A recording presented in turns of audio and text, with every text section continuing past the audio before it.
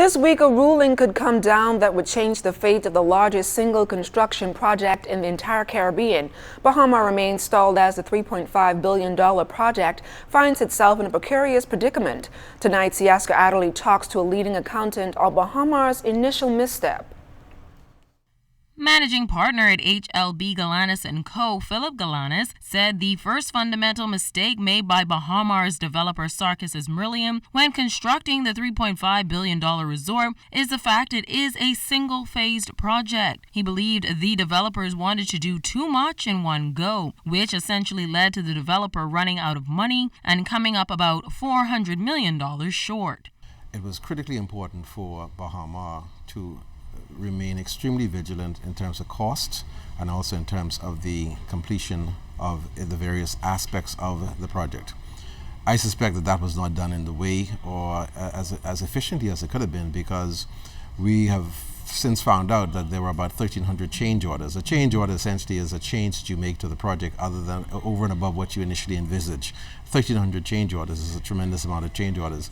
Galanis noted that with every change order issued, there comes associated costs, which adds to the project's overall costs. Now that the project is stalled, everyone waits with bated breath on the outcome of Justice Ian Winder's decision on the winding up petition filed by the Attorney General's office on behalf of the government. That ruling is expected on September 4th. And while Galanis didn't agree with the developer's decision to apply for Chapter 11 bankruptcy in U.S. courts, he was hoping for the resort not to end up in liquidation. He called the process the kiss of death. It really says that we're going to close the company down, we're going to liquidate the assets, we're going to try to find a new buyer for it. That's a much more long, drawn-out and arduous process. And so that's essentially where we are. Are we going to move into liquidation? Well, I think we are. I think that's really essentially where we're headed. I believe that the courts are probably going to rule in favor of the government of the Bahamas and the other parties. I think they're going to effectively say that this matter has to be resolved locally, and I think that's the right decision. But I think, unfortunately, a liquidation is going to have tremendous negative impacts on the project and on the tourism industry, on the economy of the Bahamas.